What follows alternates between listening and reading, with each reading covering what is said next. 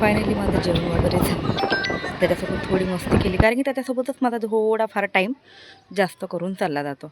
आणि मग असं थंड थंड पाण्याने छान माझं मन तृप्त केलं, कारण की मला जेवण झाल्यानंतर अर्धा तासाने पाणी पाहिजे.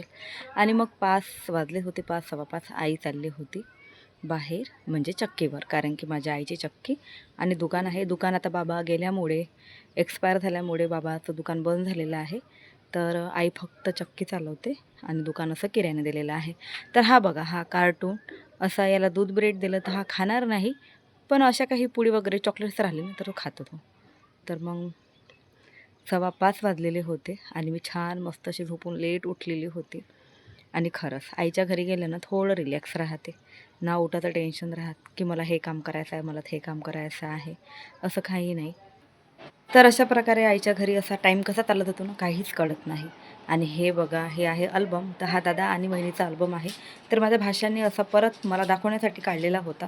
तो खरंच खूप काही ना काही थोडंफार असा कारभार करतच राहतो, कपाटमधून काही ना काही काढतच राहतो. तर त्यानंतर हे बघा, मी असं पूर्ण आली होती दुकानामध्ये, आणि दुकानामध्ये मला थोडीफार अशी शॉपिंग करायची होती.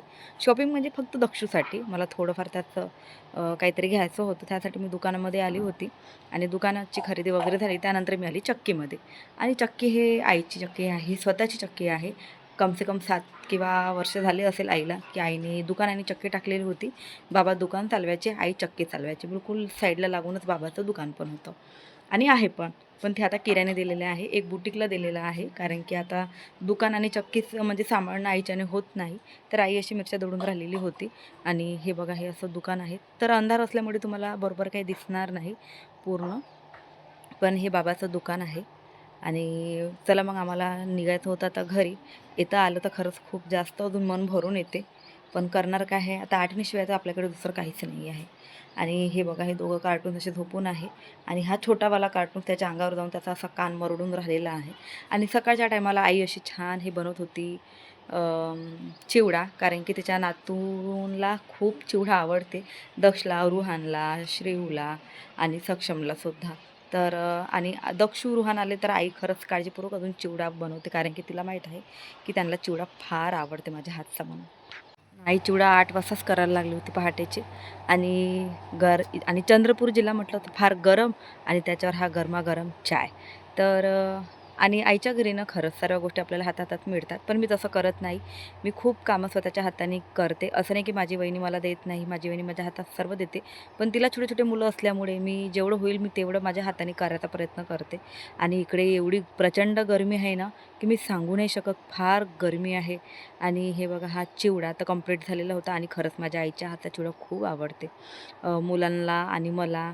दक्षूला तर खूपच चिवडा आवडते, आणि माझ्या बाबाला पण चिवडा खूप आवडत होता, कारण की आई म्हणाली की तुझ्या बाबाला पण माझ्या हातचा चिवडा खरंच खूप आवडायचा. तर हे अल्बम काढलेला होता. आणि अल्बम बघता बघता हे पूर्ण फोटो बघत होते, तर त्याच्यामध्ये मला बाबाचे फोटो दिसले.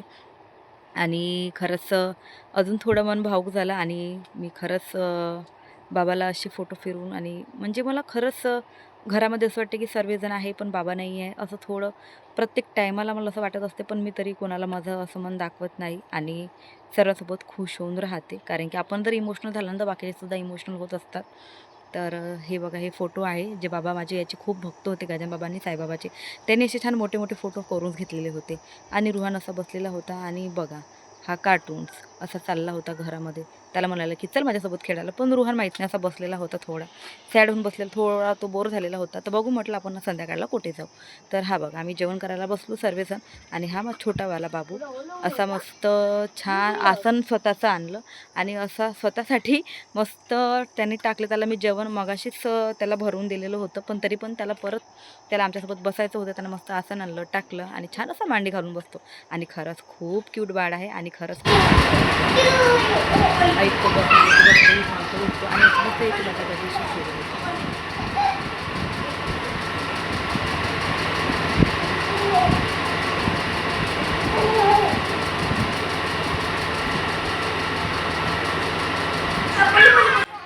तर चला, मी अजून तुमच्यासोबत नवीन ब्लॉग घेऊन येईल. तोपर्यंत बाय.